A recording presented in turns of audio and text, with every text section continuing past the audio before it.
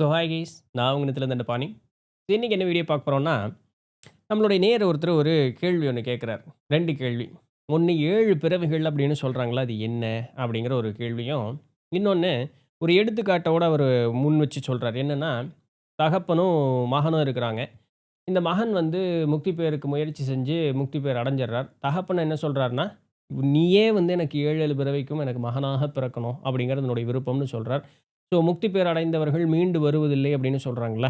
அப்போ இவரு முக்தி பேர் அடைஞ்சுட்டு போயிட்டாருன்னா, இவரு தகப்பனார் விரும்பக்கூடிய அந்த ஒரு வேண்டுதல், விருப்பம் அப்படிங்கிறது என்ன ஆகும்? இவரு வந்து பிறப்பாரா? இவரு வேண்டுறாரு அப்படிங்கிறதுக்காக, நம்ம நெனச்சது தான் நடக்கும். அடுத்த பிறப்பு எடுக்கணும்னு சொன்னப்ப, இவரு வேண்டுறாங்கிறதுக்காக இவரு முக்தி பேர் அடைஞ்சுட்டு மீண்டு வருவாரா? அப்ப முக்தி அடைஞ்சதுக்கு உண்டான அர்த்தம் இல்லாம போயிரும்ல. இது ஒரு கரெக்ட்டான ஒரு கேள்வி தான் இல்லைங்களா? இப்ப முதல்ல அவரு கேட்ட அந்த 7 பிறவிக்கு உண்டான அந்த பதில பார்த்துட்டு, பின்ன இந்த தகப்பன், மகன் ஒரு எடுத்துக்காட்டு சொன்னாங்கல்ல, அந்த கேள்விக்கு வருவோம். ஏன்னா, யோகா வாசிஷ்டம்ல இத வந்து நம்ம பார்த்துருக்கோம். இந்த ஒரு விஷயத்த பார்த்துருக்கோம். ஸோ, அது எளிமையில சொல்லிறலாம். 7 பிறப்பு அப்படிங்கிறதுக்குள்ள வருவோம். இப்ப நம்மளுடைய சைவ சாத்திரத்தின்படி 7 வகையான பிறப்புகள் உண்டு அப்படின்னும், 84 லட்ச யோனி பேதங்கள் உண்டு அப்படின்னு சொல்லி நம்மளுடைய சைவம் சொல்லுது. இந்த 7 வகையான யோனி பேதங்கள்ங்கிறது தான் நமக்கு 7 பிறப்பாக சொல்லக்கூடியது. என்னென்ன? தாவர வகைகள் அந்த ஆர்டர்லயே வரேன். தாவரங்கள், நீர்வாழ்வன, அதற்கப்புறம் ஊர்வன, பறவைகள், விலங்குகள், மனிதர்கள், தேவர்கள். இந்த 7ம் தான் வந்து நமக்கு இருக்கு. ஒரு உயிர் ஒரு முதிர்ச்சி அடைவதற்கு முன்னதாக எடுக்கக்கூடிய பிறப்புகள். அதற்கப்புறம் தெய்வ பிறப்பெல்லாம் இருக்கு. சரிங்களா? அங்க போனா, அந்த இறை அப்படிங்கிறத வந்து ஈஸியா நம்ம உணர்ந்துக்கலாம். அவர்கள் மீண்டும் இந்த பூமிக்கு வரும்பொழுது மனிதனாகவே, அதுவும் உயர்ந்த ஒரு நிலை கொண்ட மனிதராவே வந்துருவாங்க. அவங்க ஈஸியா அதுக்கப்புறம் முக்தி பேருக்கு போயிருவாங்க. இந்த 7க்குள்ள தான் திருப்ப திருப்ப நம்ம சுத்திக்கிட்டே இருப்போம். சரிங்களா? முக்தி பேர் அடையிற வரைக்கும் இந்த 7க்குள்ள தான் சுத்திக்கிட்டே இருப்போம். இந்த 7 வகைய தான் பிறப்புன்னு சொல்றாங்க. சரி. இப்ப இந்த 7 வகை தான் பிறப்பா? இதோட உட்டுறலாமா? இல்ல சரிங்க நான் வந்து இப்போ மனிதனா பிறந்துட்டேன். தேவரா போறேன். இல்ல தேவராவே போகல. நம்ம திருப்ப திருப்ப மனிதராவே பிறந்துகிட்டே இருக்கேன். சரிங்களா? இந்த இடத்துக்குள்ளேயே நான் திருப்ப திருப்ப பிறக்கிறேன்னா, அப்ப 7 பிறப்பு அப்படிங்கிறது மனுஷனுக்குள்ளேயே சுத்திக்கிட்டே இருக்கே. நீங்களும் முன்னாடி இந்த ஆன்மூலக பதிவுகள்லாம் மனிதனா திரும்ப திரும்ப பிறந்துகிட்டே இருக்கணும்னு சொல்றீங்க. வசிஷ்டர் வேற இந்த மாரி திருப்ப திருப்ப முக்தி அடையிற வரைக்கும் மனிதனாவே பிறப்போம்னுலாம் சொல்றாங்க. அப்ப இந்த 7 பிறப்பு அப்படிங்கிறது வந்து இடிக்குதே! அப்படிங்கிற ஒரு டவுட் வந்துன்னு வச்சுக்கங்களேன். இந்த மனித சட்டையில இருக்கும்பொழுது தான் முக்தி பேரடைவது ரொம்ப எளிமை அப்படிங்கிறது பொதுவான நம்மளுடைய மதத்தினுடைய மதம்னு சொல்லக்கூடாது. நம்மளுடைய சமயத்தினுடைய கருத்து. சரிங்களா? ஏன்னா, இந்த மனித பிறப்பு தான் பார்த்தீங்கன்னா, உணர்வுகள் வந்து அதிகமாக கொண்டிருக்கக்கூடிய ஒரு உடல் அமைப்பு. இதில தான் நன்மை, தீமை அப்படின்னு சொல்லக்கூடிய 2மே ஒவ்வொரு அதற்கு ஏற்றார் போல பார்வையினுடைய விகிதாச்சாரத்திற்கு ஏற்றார் போல நன்மை, தீமையினுடைய விகிதாச்சாரமும் மாறுபடும். சரிங்களா? எனக்கு நன்மைன்னு தெரியறது உங்களுக்கு தீமையா தெரியலாம். அப்படியே வைஸ் வெர்சா. சரிங்களா? இந்த மாதிரி இருக்கும். ஸோ, அதனால இந்த உலகத்தில எவ்வளவு நன்மைகள குடுத்தாலுமே, மனிதன் ஒரு கட்டத்துல அதுக்கு மேல ஒரு மாரி சோம்பல் ஆயிருவான். போர் அடிச்சிரும் அவனுக்கு. அதனால வாலண்டியரா போய் ஏதாவது ஒரு துன்பத்த விளைவிச்சுக்கிட்டு, அதிலிருந்து மீண்டு வெளிய வருவதற்கு இந்த மாரி குதர்க்கமான எல்லா வேலையும் பண்றது இந்த மனித பிறப்பு தான் பண்ணும். சரிங்களா? ஸோ, அதனால தான் உலகத்தில வந்து இன்பம், துன்பமும் சேர்ந்து இருக்கிறதுக்கு உண்டான காரணம். இந்த இன்ப துன்பமோடு சேர்ந்து இருக்கக்கூடிய மனித மனம்னு இருக்கு பாருங்க, அது நிறைய நிலைகளுக்கு ஆட்கொள்ளப்படும். அதனால தான் இங்கிருந்து ஈஸியா நம்மனால தப்பிக்க முடியறதில்ல. இத நம்மளுடைய 7 சக்கரங்களின் வாயிலாக நம்ம வந்து எளிமையில புரிஞ்சுக்கலாம்.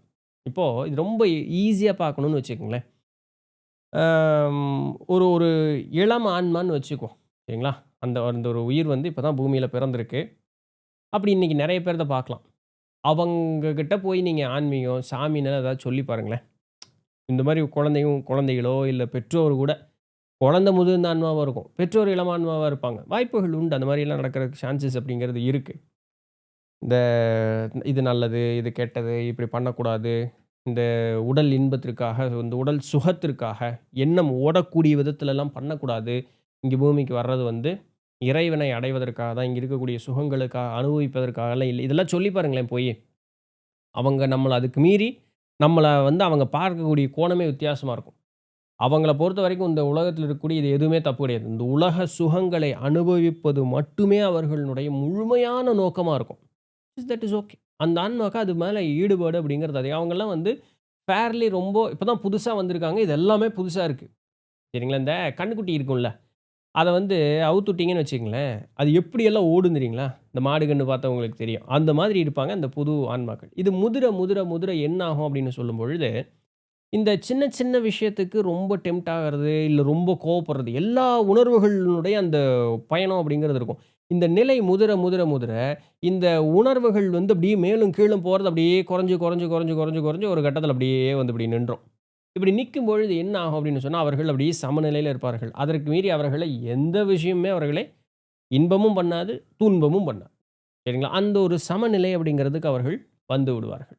இது ஒரு ஒரு சக்கரங்களுக்கு ஒரு ஒரு மாதிரி வேலை செய்யும். ரொம்ப அடிப்படையா மூலாதாரம் நல்லபடியா வேலை செஞ்சுதுன்னு வச்சுக்கங்களேன், நல்ல தாயுள்ளம் கொண்டவர்களாக இருப்பார்கள். அதே மூலாதாரம் வந்து கோக்குமாக்கா வேலை செஞ்சுதுன்னு வச்சுக்கங்களேன், இந்த உலகத்தில இருக்கக்கூடிய எல்லா இன்பமும் முழுமையான உடல்ல இருக்கக்கூடிய இந்த பஞ்சேந்திரியம்னு சொல்லக்கூடிய மெய்வாய், கண், மூக்கு, செவி அதில இந்த 5னாலயுமே என்னென்னலாம் நமக்கு வந்து இன்பங்களை அனுபவிக்க முடியுமோ, அத்தனையும் நல்லா ஆக்கப்பூர்வமா அனுபவிக்கக்கூடிய ஆட்களாக இருப்பார்கள்.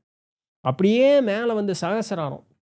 அது நல்லபடியா வேலை செஞ்சுதுன்னு வச்சுங்களேன், அவர்களுக்கு முழுமையாக இறை அப்படின்னு சொல்லக்கூடியத இவர்கள் உணர்ந்தவர்களாக இருப்பார்கள். எல்லாமே இறை தான். இறையை தவிர்த்து வேற எதுவுமே இல்லைன்னு பேசுவாங்க. அதே கோக்குமாக்கா வேலை செஞ்சுதுன்னு வச்சுக்கங்களேன், ஏதாவது இந்த பிளாக்கேஜஸ் இருக்கு, அது நெகட்டிவான எமோஷன்ஸ்ல இருக்கு, எமோஷன்ஸ கரெக்ட்டா ஹேண்டில் பண்ண தெரியலன்னா, அந்த சகசிரம் தான் வேலை செஞ்சுட்டு இருக்கும். ஆனா நெகட்டிவா வேலை செஞ்சுட்டு இருக்கு. அவங்க எப்படி இருப்பாங்க தெரியுமா? அறிவில் நல்ல சிறந்தவர்களா இருப்பார்கள். ஆனா, அந்த கர்வம் அவர்களுக்கு இருக்கும். அவங்க ஒருத்தரையுமே மதிக்க மாட்டாங்க. அவங்களுக்கு தான்ங்கிறது மட்டும் தான் இருக்கும். நான் மட்டும் தான் புத்திசாலி. நீ எல்லாருமே முட்டாள். அவங்க சொல்றது அது கரெக்ட்டா தான் இருக்கும். அதாவது அவங்க கண்ணுக்கு எல்லாருமே முட்டாளா தான் தெரிவாங்க. அவங்களுக்கு நெஜமாலுமே அறிவு இருக்கும். அவங்க கண்ணுக்கு தெரியிற முட்டாள்கள் எல்லாமே நெஜமாலுமே முட்டாள்களா தான் இருப்பாங்க. ஆனா, அதை பிரகடனப்படுத்திக்கிட்டே இருப்பாங்க. அவங்களுக்கு எல்லாமே போட்டி தான். நீ அவங்கள்ட்ட போய் ஏதாவது ஒண்ணு சொன்னோம்னு வச்சுக்கங்களேன், "என்கிட்டயே வா! நான் யாரு தெரியுமா?" அது அது திமிரு பேசுற மாதிரி இருக்கும். வெறும் வாய் கிடையாது. அவங்ககிட்ட நிஜமாலுமே அவங்களுடைய அந்த அறிவுக்கு எதுக்குமே போட்டி போடவே முடியாது. அவங்களுடைய அந்த ஒரு நடக்கக்கூடிய அந்த ஒரு நடை, உடை, பாவனை, அந்த அறிவினுடைய பேச்சு திறன் எல்லாமே சூப்பரா இருக்குங்க. ஆனா, அந்த அந்த இடத்துல போய் அந்த நான்கிற அகம்பாவம் வேலை செய்யும் பாருங்க. அவ்வளோ சூப்பரா வேலை செய்யாது. சரிங்களா? சகசிராரம் தான் வேலை செஞ்சுகிட்டு இருக்கு. உன்னதமான இறையோடு தொடர்பு கொள்ள வேண்டிய அந்த முக்கியமான சக்கரம் தான் வேலை செஞ்சுகிட்டு இருக்கு. ஆனா, அந்த இடத்திலேயும் நமக்கு ஒரு செக் பாயிண்ட் இருக்குங்கிறத நம்ம மறந்துக்கணும். அப்போ இதுபோல இந்த 7 ஆதாரங்களையும் இந்த மனித உடல் எடுக்கும் பொழுதே நம்ம கடக்கணும். இதில் ஏற்படக்கூடிய நல்லதும் சரி, தீமைன்னு சொல்லக்கூடிய அந்த உணர்வும் சரி, 2யுமே வந்து 2 பக்கமும் சாயாம சமநிலையில அப்படியே இருக்கணும். திருப்பவும் சொல்றேன். இது ஜடம் மாதிரி அவங்க இருப்பாங்களா? இல்ல. ஒரு வேலை செய்றாங்கன்னா, அந்த வேலையை செய்ய வேண்டும் என்ற காரண காரியத்திற்காக அவர்கள் அந்த வேலையை செய்வார்கள். அவ்வளோதான். அதன்பால் என்ன பலன் நடக்கும் அப்படிங்கிறது அவர்களுக்கு எந்த எண்ணமும் இருக்காது. அவங்க பாட்டுக்கு இருப்பாங்க. இந்த உடல்ல இருக்கிற வரைக்கும் நான் இருக்கணும். அவ்வளோதானே. இருக்கேன். அதுக்கப்புறம் ஒண்ணும் தேவையெல்லாம் இல்ல. அவர்கள் வாழும் பொழுதே சன்னியாசிகள் பேசாம கிளம்பி போயிட்டே இருப்பாங்க. அவங்கலாம் திருப்பி வரமாட்டாங்க. இந்த செக் பாயிண்ட்டும் இங்க இருக்கு. அப்ப இந்த 7 பிறப்புகள்ங்கிறது முன் சொன்ன தாவர வகையிலிருந்து தேவர்கள் வரைக்கும் இருக்கக்கூடிய 7 பிறப்புகள். பிசிக்கலான 7 பிறப்புகள். ஆனா, இந்த தேவர் உலகம் போனா மறுபடியும் மனிதனா வரணும். எங்க வந்தாலும் அந்த மனுஷனா இருந்து தான் நம்ம திருப்பி மேல போப்போறோம். இந்த மனித உடல் இந்த 7 சக்கரங்களுக்குள்ள வரக்கூடிய அந்த உணர்வுகளுக்குள்ள மாட்டிக்கும். இந்த உணர்வுகளும் நன்மையும் இருக்கு, தீமையும் இருக்கு. நன்மைய மட்டுமே அனுபவிச்சு நான் தப்பிச்சிரலாமா? இல்ல. நன்மைங்கிறதும் உங்களுக்கு ஒரு கர்ம பலனை சேர்த்தும். அந்த கர்ம பலனுக்காக மறுபடியும் பிறப்பெடுக்க வேண்டியிருக்கும். இது 2மே இல்லாம சமமாக அவர்கள் அந்த பயணம் அப்படிங்கிறத மேற்கொள்ள பழகிக் கொள்வார்கள் ஒரு கட்டத்தில. நாம எந்த இடத்துல இருக்கோம் அப்படிங்கிறத நம்ம தெரிஞ்சுக்கலாம். அப்படின்னு பாருங்களேன். ஸோ அது நம்ம கொஞ்சம் அலசி ஆராய்ஞ்சோம்னா நம்மளுடைய நிலை தெரிஞ்சுக்கலாம்.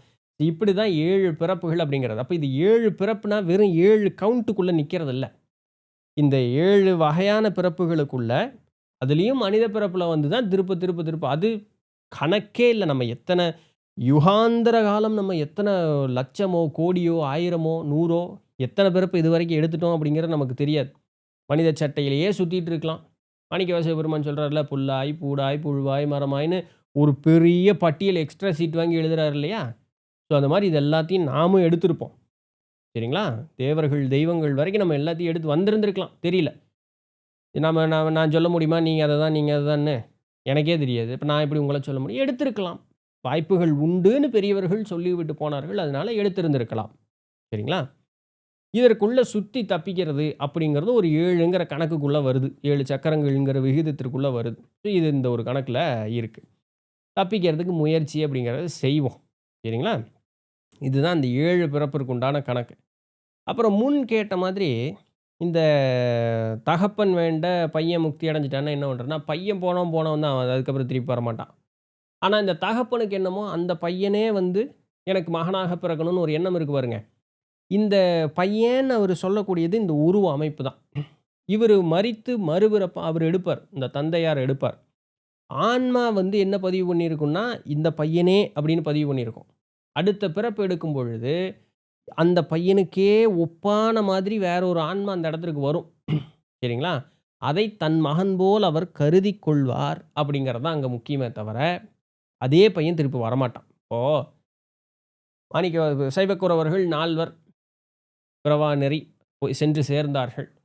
அவங்க சென்று சேர்ந்ததுக்கப்புறம், நான் வந்து மாணிக்கவாசகர கூப்பிடுறேன், மாணிக்கவாசகர கூப்பிடுறேன், மாணிக்கவாசகர நான் பார்த்தேன் அப்படின்னு சொன்னா, அவங்களே பிறவா நெறிக்கு போயிட்டாங்களா? அவங்க எப்படி திருப்பி வருவாங்கன்னு கேட்டா, வரமாட்டாங்கங்கிறது தான் உண்மை. அப்ப யாருங்க வருவா? நான் தான் மாணிக்கவாசகர பார்த்தனே அப்படின்னு ஒருத்தர் சொல்றாருன்னு வச்சுக்கங்களேன். திருவருளே மாணிக்கவாசகர் போல் வரும். இல்ல மாணிக்கவாசகருக்கு ஒப்பான ஒரு உயர்நிலை ஆன்மாவை திருவருள் அனுப்பி வைக்கும். இதுதான். இது 2ல எது வேணாலும் நடக்கலாம். சரிங்களா? யோக வாசிஷ்டம்ல என்ன பார்த்தோம்? நீ என்ன நெனச்சையோ, நெனச்ச நெனப்பு ஆழமா ஊன்றி இருக்குங்கால், அடுத்த பிறப்பு நீ எடுக்கும் பொழுது, அந்த எத ஊன்றி ஆழமாக நினைத்தாயோ, அது நிறைவேறியதற்கேற்றார் போலவே உனக்கு சூழலும் அமையும். உன்னுடைய ஆன்ம திருப்தியும் உனக்கு அந்த இடத்துல அமையும் அப்படிங்கிறார். ஒரு 10 சகோதரர்கள் வந்து இந்த மொத்த பூமிக்கும் தானே ராஜாவா இருக்கணும்னு நெனச்சாங்க, அப்படின்னு சொல்லி ஒரு கதை ஒண்ணு பார்த்தோம் தெரியுமா? ஒரே நேரத்தில 10 பேரும் பொறப்பாங்க. ஆனா, ஒரே நேரத்தில அவர்கள் அத்தன பேருமே வந்து இந்த பூமிக்கு தானே சக்கரவர்த்தி அப்படிங்கிற ஒரு எண்ணத்தில அவர்கள் வாழ்ந்திருந்தார்கள். ஏன்னா, அவர்கள் அதை நினைத்தார்கள். அது நடந்தது. ரொம்ப பிராக்டிகலா பார்க்கும்பொழுது, என்னங்க லாஜிக்கே இல்லாத மாரி இருக்கு அப்படிங்கிற மாதிரி நமக்கு தெரியும். ஆனா, நான் அது நினைத்தேன். அதனால் அது நடந்தது. அதற்கு ஏற்றார் போல அந்த ஒரு பிம்பம், அந்த ஒரு வாழ்க்கை நமக்கு ஏற்றார் போலவே அந்த இடத்துல அமைந்து கிடைக்கும். அப்ப தந்தை வந்து இந்த பையனே எனக்கு மகனா வரணும் அப்படின்னு சொன்னா, அந்த பையனே மகனாக வந்ததற்கு ஏற்றார் போல அந்த ஒரு ஆன்மா திருப்தி அடையும். வசிஷ்டர் இதையும் சொல்றாரே. ராமர் கேட்கிறார், "இறந்தவர்களுக்கு திதி கொடுத்தாங்க அப்படின்னு சொல்றாங்களே, அவங்களே செத்து போயிட்டாங்க. ஆன்மாக்கு இந்த எதுவுமே தேவையில்ல. அப்ப இந்த திதி குடுக்குறாங்கல்ல, இது பயன் இல்லன்னு" கேட்டா, அதற்கு ஒரு விளக்கம் சொல்றார். சரி, இப்படி குடுக்கலேன்னா என்ன ஆகும்? அப்படிங்கிற ஒரு கேள்வியும் கேட்கிறாரு. அப்படி கேட்கும்பொழுது வசிஷ்டர் என்ன சொல்றார்? என் என் வழி வந்தவர்கள் எனக்கு கண்டிப்பாக அதை செய்வார்கள் அப்படிங்கிற அந்த ஒரு நம்பிக்கையில ஆன்மா போயிரும். இவர்கள் செய்தாலும், செய்யாவிட்டாலும் செய்ததற்கேற்றார் போலவே அந்த ஒரு ஆன்மா அதை எடுத்துக்கொள்ளும் அப்படிங்கிற அந்த ஒரு வார்த்தையும் சொல்றார். அந்த ஆன்மா என்னது என் வம்சாவளி வந்தவர்கள் செய்வார்கள் அப்படிங்கிறதுனால, அவர்கள் செய்தார்கள்னு அந்த பலன்கள அந்த ஆன்மா வந்து பூரணமாக அனுபவிக்கணுங்கிற ஒரு வார்த்தையும் சொல்றார். ஸோ, நாம் என்ன ஊர்ஜிதமாக நம்புறோமோ, அது நமக்கு கிடைத்தற்கேற்றார் போலவே நம்முடைய ஆன்மா முழுமையாக அதை பெற்றுக்கொள்ளும். அதற்குண்டான வழியை இந்த பிரபஞ்சம் ஏற்படுத்தி கொடுத்துரும். ஸோ, அத பத்தி எந்த கவலையும் வேண்டாம். பிறவா நிலை போனவங்க திருப்பி எல்லாம் வரமாட்டாங்க. அவர்களே எனக்கு வேணும்னு கேட்டா, அவர்களுக்கு ஒப்பான வேற ஒரு ஆன்மா நம்மளுடைய மன திருப்திக்காக கண்டிப்பாக இங்க வரும். அவங்களும் அந்த கட்டத்த கடந்துட்டாங்கன்னா, நம்ம கடக்கிற வரைக்கும் நம்ம இப்படி யோசிச்சுக்கிட்டே இருப்போம். யோசிக்க அதற்கு ஏற்றார் போல, மன திருப்திக்கு ஏற்றார் போல, அந்த ஒரு நிகழ்வுகள் நடப்பதற்கு ஏற்றார் போல ஒரு பிம்பங்கள் நம்ம கூட வந்துகிட்டே இருக்கும். அவ்வளோதான். ஒரு கட்டம் எல்லாம் திரும்பி திரும்பி பார்க்கும்போது, "ஓ! எல்லாம் வெறும் மாயை தானா?" அப்படிங்கிறது அப்போ புரியும். அப்ப நாமும் கிளம்பி போயிருவோம். அப்புறம் நம்மளும் திரும்பி வரமாட்டோம். சரிங்களா? ஸோ இந்த 2 கேள்விகளுக்கு இதுதான் பதில்கள். இத புரிஞ்சுக்கிட்டோம் அப்படின்னு சொன்னாலே, நம்ம ஓடுற ஓட்டம், இது வேணும், அது வேணும், இது என்னோடது அப்படிங்கிறது எல்லாமே நம்மகிட்ட இருந்து குறைஞ்சு போயிரும். பேசாம ஆயிருவோம். எல்லாம் திருவருள் என்னமோ செஞ்சுகிட்டு இருக்கேன். எனக்கு புரியல. நான் அறிவில் குன்றியவன் தான். எனக்கு வந்து நல்லதொரு அறிவ ஊட்டி, எனக்கு நல்லதொரு வழிய காட்டுன்னு பேசாம அப்படி அமைதியாயிருவோம். அவ்வளோதான். வேற என்ன செய்ய முடியுங்கிறீங்க? ஒண்ணும் செய்ய முடியாது. அறிவு இருந்தா பரவால்ல. எது நடக்குது, ஏன் நடக்குதுன்னு தெரிஞ்சா பரவால்ல. தெரியல. என்ன பண்ண? தெரிஞ்சவங்க கிட்ட பேசாம அப்படியே அமைதியா இருந்துக்க வேண்டியது தான். ஒரு வழியும் கிடையாது. திருவருள் காக்கும். திருவருள் வழிநடத்தி செல்லும். அப்படின்னு பேசாம இருந்துக்க வேண்டியது தான். ஒரு கட்டத்தில நமக்கு பிளிங்குன்னு ஆச்சு அப்படின்னு சொன்னா, "ஓ! அப்படியா? சரிப்பா புரிஞ்சுட்டேன்ப்பா முழுசா. வர்றேன்யா உங்கிட்டயே" அப்படின்னு பெர்மனன்ட்டா கிளம்பிற வேண்டியது தான். திருப்பியெல்லாம் வரமாட்டோம். யா டன். நாளைக்கு வேற ஏதாவது ஒரு சுவாரஸ்யமான செய்தியில சந்திப்போம். அதுவரையும் தொடர்ந்து இணைந்திருங்கள். நான் உங்க நிதில தண்டபாணி. நன்றி.